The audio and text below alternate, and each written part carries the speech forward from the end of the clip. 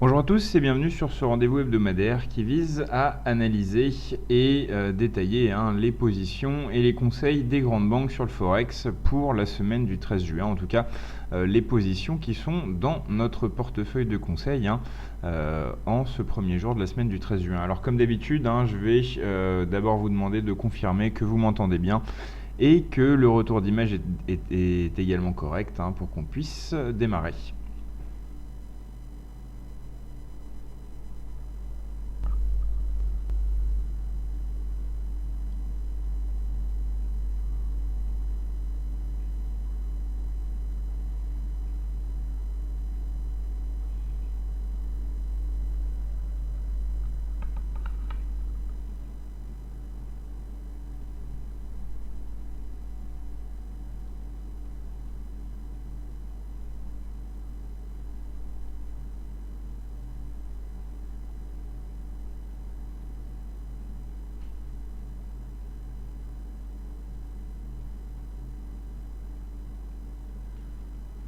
Voilà, alors a priori tout est ok, donc on va pouvoir démarrer tout de suite. Avant toute chose, je vais d'abord rappeler que ce webinaire est présenté par professeurforex.com pour DailyFX, qu'on y parle du portefeuille des banques, qui est un service donc édité par professeurforex.com, un service qui vise à compiler et suivre les positions et les conseils forex des grandes banques. Il faut savoir que les grandes banques communiquent sur certaines de leurs prises de position sur le forex et également envoient parfois quotidiennement des conseils à leurs clients. Nous, on rassemble tout ceci dans des grands tableaux avec les positions en cours et les positions en attente de déclenchement, et on vous livre ça avec des mises à jour plusieurs fois par jour. Donc c'est essentiellement des conseils de swing trading et de moyen terme. Il y a très peu d'intraday et encore moins de scalping. Donc maintenant ce que je vais vous expliquer, c'est le déroulement de ce webinaire. Pour ceux qui ne sont pas habitués à ce rendez-vous, ce qu'on fait, c'est qu'on passe en revue l'intégralité du portefeuille, c'est-à-dire toutes les positions en cours et toutes les positions en attente, et on regarde plus en détail sur les graphiques les nouvelles positions, c'est-à-dire les positions qui ont été enregistrées après notre dernier webinaire, donc tout au long de la semaine dernière. On va donc démarrer tout de suite avec les positions en cours. On n'a pas un portefeuille très lourd en ce lundi. C'est vrai que c'est pas le lundi que le portefeuille est le plus lourd habituellement. Là, dans les positions en cours, on a 4 positions. Une position assez récente acheteuse sur l'euro-dollar de la part de Crédit Suisse, une position qu'on va donc voir plus en détail. Elle a été enregistrée le 10 juin et notre dernier rendez-vous était le 6 juin, donc on va la voir plus en détail sur les graphiques. Une position de long terme de GBP-USD sur GBP-USD de la part de la Société Générale qui est en portefeuille depuis le 6 mai, donc celle-là on l'a déjà passée en revue. Ensuite, sur le dollar contre le franc suisse, une position qui a été enregistrée aujourd'hui, une position vendeuse de la part de Crédit Suisse, et également assez récent, une position acheteuse sur le NZD-USD de la part de Crédit Suisse également. On va donc maintenant toutes les voir sur les graphiques, à part la GBP-USD qui date du 6 mai. Les 3 autres ont été enregistrés après le dernier webinaire, après le webinaire de lundi dernier. On va donc passer sur les graphiques pour pouvoir mettre en lumière ces positions.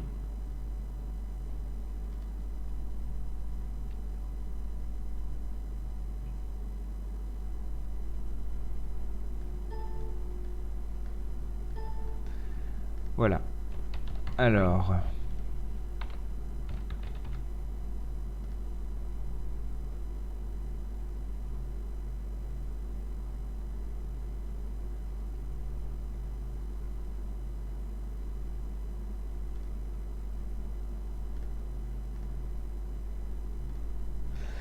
voilà, on va donc commencer par l'euro-dollar. C'est de toute façon ce qui intéresse le plus de traders. Donc une position de Crédit Suisse enregistrée le 10 juin, donc c'est-à-dire vendredi dernier, donc assez récente vu qu'on est lundi. On va donc pointer les seuils. Le cours d'entrée était 1,1304. Alors on est sur un graphique horaire. Voilà le cours d'entrée. L'objectif 1,1418. Donc une position qui est mal partie aujourd'hui. La banque avait prévu que la correction de la semaine dernière s'arrête et ça n'avait pas été tout à fait le cas vu qu'elle s'est accentuée après sa prise de position. On va en parler un peu plus après. Voilà pour l'objectif. Et le stop, on a été pas loin de le toucher vu que le stop est à 1,1220.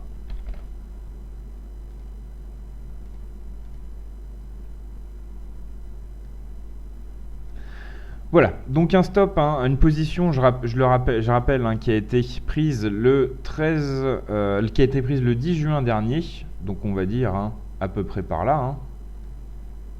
Voilà. Qu'est-ce qui se cachait derrière voilà, je vais peut-être...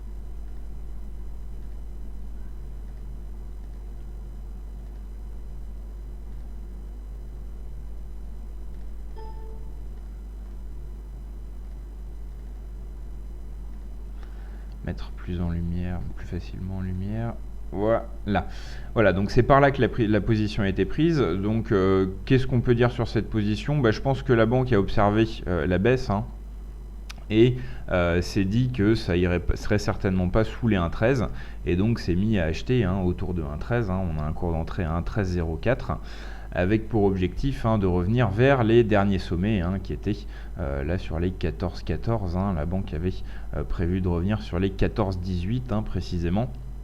Donc la stratégie était assez claire, simplement ça s'est pas passé comme ça vu qu'on a eu une nouvelle vague de hausse une nouvelle vague de baisse après ce seuil des 1,13 qui a finalement été cassé. On a marqué des plus bas récents, des plus bas qui datent de la réouverture du marché hier soir sur les 1,1220, sur les 1,1232. Et le stop est à 1,1220, donc on a frôlé le stop avec à 12 pips d'écart. Là ça remonte depuis cette zone des 1,1220 qui est d'ailleurs importante pour plusieurs raisons d'un point de vue graphique et technique. Donc c'est encore possible que cette position réussisse, mais là c'est pour l'instant mal parti. On a baissé en ligne droite après la prise de position acheteuse, on a frôlé le stop. Là on remonte, donc peut-être que cette position sera mise à jour et peut-être que la banque va revoir son avis et éventuellement la fermer autour du cours d'entrée. C'est pas exclu, c'est pour ça aussi que c'est intéressant de suivre l'espace membre du portefeuille des banques, parce que tous les jours il y a plusieurs mises à jour et les banques envoient des mises à jour de leur stop, de leurs limites, que ce soit pour les positions en cours ou pour les positions en attente. Pour les positions en attente, elles peuvent également modifier leur seuil de déclenchement, donc tout ça c'est des choses qui sont mises à jour, pas en temps réel, mais qui sont mises à jour 3, 4, 5 fois par jour sur l'espace membre PFX Premium, sur l'espace membre du portefeuille des banques. Je rappelle que c'est des positions essentiellement de swing trading et de moyen terme. Donc là, le principe du temps réel ne s'applique pas trop. C'est généralement des objectifs qui sont assez éloignés. Là, par exemple, il y a un cours d'entrée à 1,1304 et un objectif à 1,1418. Ça fait plus de 100 pips. Bon, si on rentre à 10 pips d'écart de la banque, c'est pas très très grave. Je rappelle encore une fois, c'est pas des conseils de scalping qu'il faut suivre à la minute.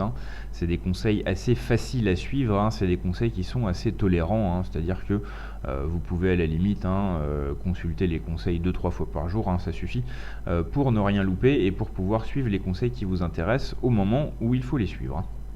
Voilà donc pour cette première position qu'on avait à mettre en lumière, une position donc qu'on peut considérer en stand-by, parce que là on a quand même récemment frôlé le stop. La suite, c'est le dollar contre le franc suisse, avec une position vendeuse de la part de Crédit Suisse également.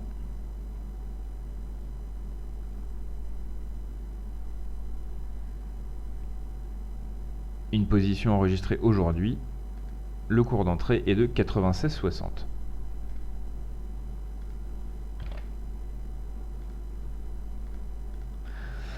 Voilà, donc une position qui pour l'instant se révèle gagnante, elle vient d'être enregistrée. La banque avait repéré la possibilité d'un sommet sur les 96,60-75, donc elle a pris position sur les 96,60. À la vente, l'objectif est à 94,45.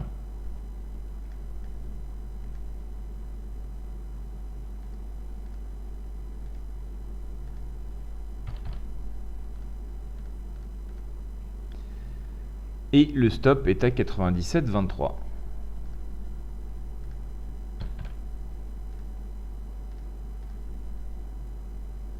On va redimensionner tout ça.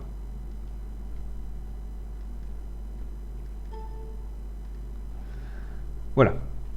Donc une position qui est qualifiée de moyen terme par la banque, hein, donc ça veut dire qu'elle est susceptible de rester en portefeuille quelques semaines. Hein. Là, elle part dans le bon sens, hein, prise de position sur les 96,60 aujourd'hui, on est actuellement sur les 96,50. Hein. Donc une position en gain minime, mais en gain pour l'instant. Hein. Un stop qui se justifie d'un point de vue graphique, alors on va le voir, hein, par quoi il se justifie. Non, pas rien de spécial quant à l'objectif.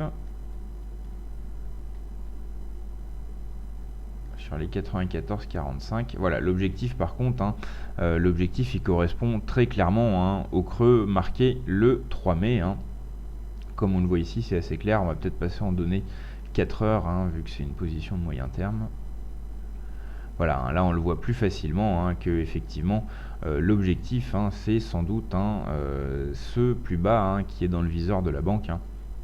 Donc voilà pour cette position qui peut tout à fait être suivie hein, à l'heure où on se parle. Hein.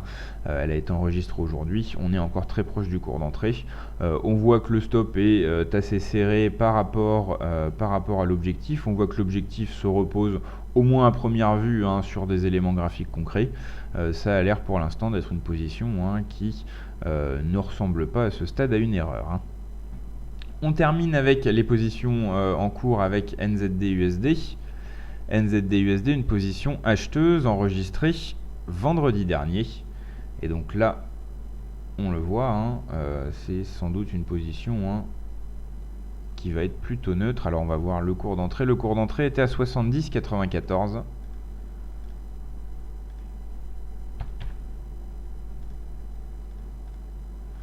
Voilà, donc une position en légère perte. Hein. Objectif 72,20.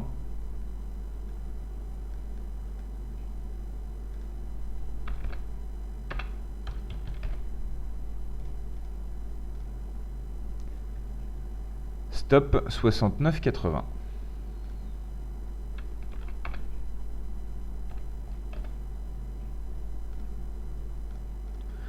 Toujours en données 4 heures, on va repasser ce coup-ci en données 1 heure.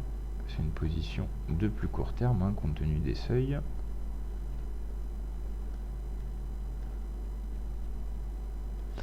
Voilà, donc là une gestion du risque hein, qui est moins claire, moins propre hein, que pour la position précédente, hein, vu qu'on voit qu'on a un stop hein, qui est quasiment égal à l'objectif.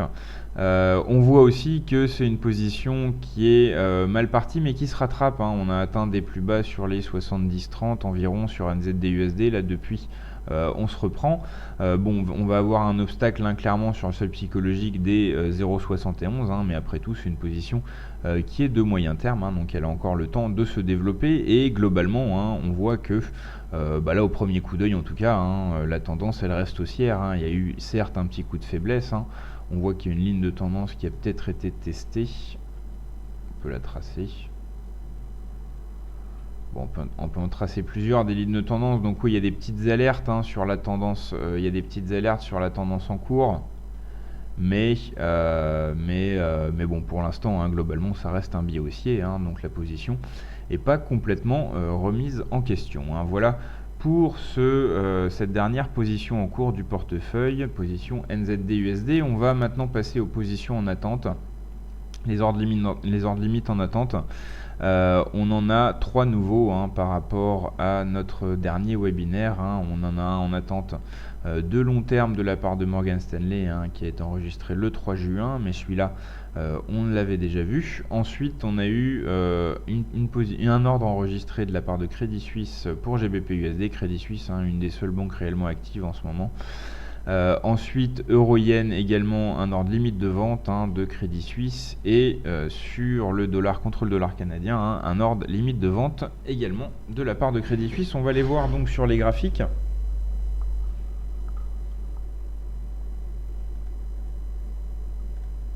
À commencer par GBP-USD.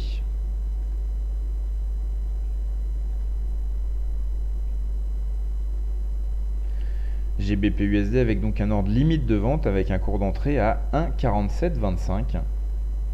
C'est-à-dire qu'on attend une remontée à 1,4725 pour se positionner.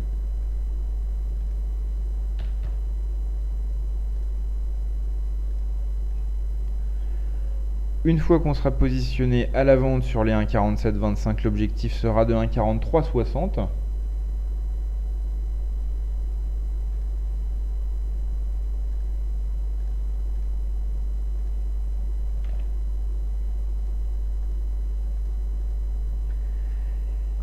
Et le stop sera positionné à 1,4771.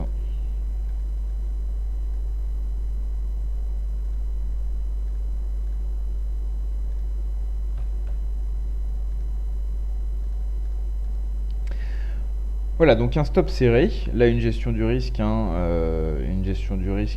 qui n'est pas discutable. Je rappelle que c'est une position qui a été enregistrée le 8 juin. Le 8 juin, c'était mercredi dernier. Sur le graphique, on va le pointer. Voilà, à peu près ici. Donc on était dans une phase haussière sur GBP/USD. Et là, la banque se dit la phase haussière va se poursuivre jusqu'à retourner dans le haut du range sur les 1,4725. Et ensuite, très certainement, on va repartir vers le bas du range, les 1,4360. Mais après qu'on ait enregistré cet ordre, on a eu ce glissement baissier sur GBP/USD. Et très certainement, là, la banque n'est plus du même avis. Quoi qu'il en soit, voilà, ça peut nous permettre de faire un point de stratégie.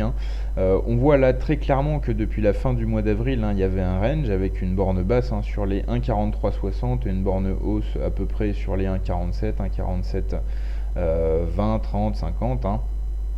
Et là, la banque tout simplement voulait jouer le range, c'est-à-dire attendait que ça remonte sur le haut du range. Elle avait défini son cours d'entrée sur les 1,4725 et avait prévu de retourner sur le bas du range, 1,4360. Voilà, c'était une stratégie assez claire qui là est remise en question par la cassure des 1,4360. Quoique, là on remonte bien depuis les derniers plus bas, donc c'est pas exclu que au final on retourne dans le range et puis qu'il soit toujours jouable. Voilà pour ce conseil GBP/USD. Ensuite, on avait du dollar contre le yen.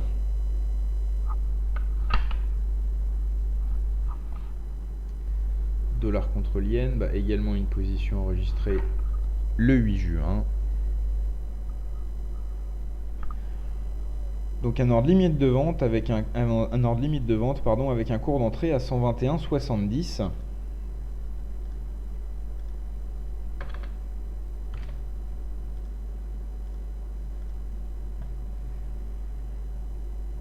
Un objectif à 120,40.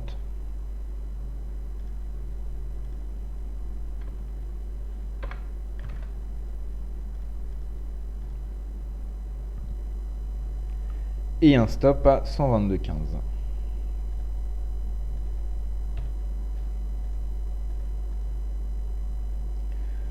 Donc là, même cas de figure que la position, que le conseil précédent. La banque a émis le conseil par là, sur le trait vertical environ. Donc là, alors, sur le trait vertical...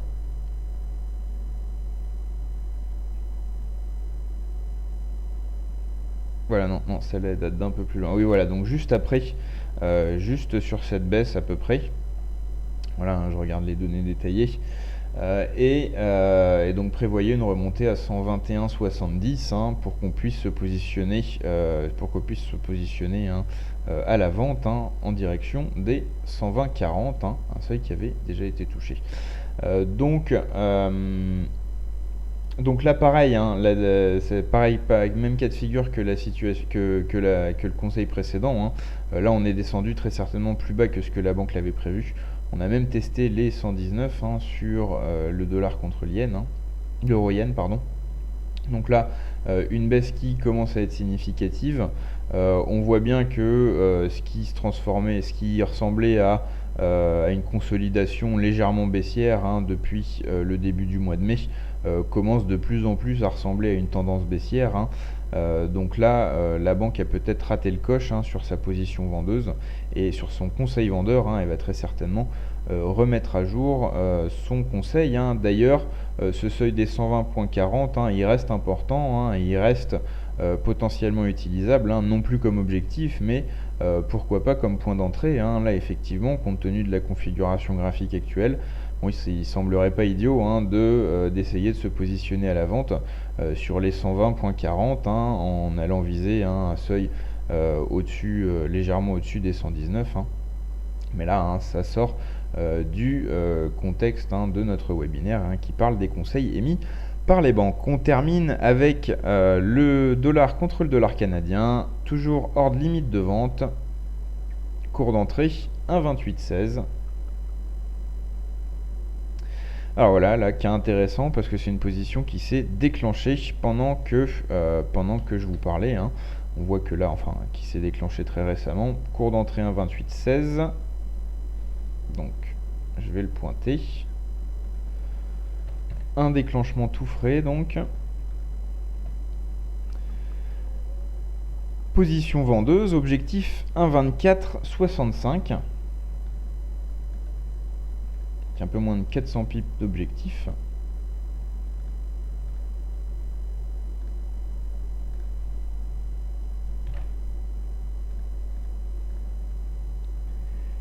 Et le stop est à 1,2915.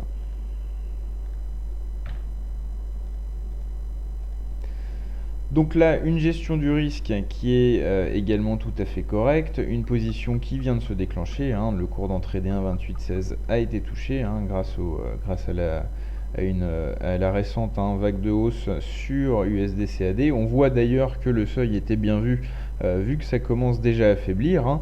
Le stop des 1,2915, on voit qu'il correspond précisément à ses plus bas du début du mois de juin. Donc là, on a un stop qui se repose très certainement sur ce facteur graphique. En ce qui concerne l'objectif, là aussi, il se repose très clairement sur un facteur graphique, le plus bas du 3 mai. Voilà une position qui est claire et qui vient de se déclencher et qui semble aller plus ou moins dans le sens de la tendance. Voilà un conseil qui semble intéressant. Donc je rappelle, on est sur les 1,2773 sur USD-CAD. C'est une position qui s'est déclenchée aujourd'hui sur les 1,2816, une position vendeuse, un stop à 1,2915 et un objectif, comme on le voit sur le graphique, à 1,2465, un seuil qui correspond au plus bas du début du mois de mai. Voilà pour ce point sur les positions des banques pour cette semaine du 13 juin. On n'a plus rien là, à mettre en valeur pour l'instant. Je vous rappelle plusieurs choses. Je vous rappelle déjà que ce service du portefeuille des banques, déjà il ne se limite pas à ce que je vous présente ici. C'est un site internet privé avec un espace membre, avec plusieurs mises à jour tous les jours, avec des outils poussés d'analyse des performances des banques, avec donc toutes les mises à jour plusieurs fois par jour. Et tout ceci, vous l'obtenez gratuitement avec l'ouverture d'un compte FXCM. Vous pouvez aussi tout simplement tester le service gratuitement pendant 7 jours avec notre offre d'essai depuis notre site professeurforex.com. Et je rappelle également que ce webinaire est un rendez-vous hebdomadaire, donc on se retrouvera lundi prochain à 16h. Et je rappelle également qu'au cours de la journée de lundi est aussi publié sur DailyFX un récapitulatif écrit cette fois des positions du portefeuille des banques. Encore une fois, je vous souhaite une bonne semaine à tous, une bonne semaine de trading à tous, et je vous donne rendez-vous la semaine prochaine à 16h pour refaire le point sur les positions des banques. Au revoir.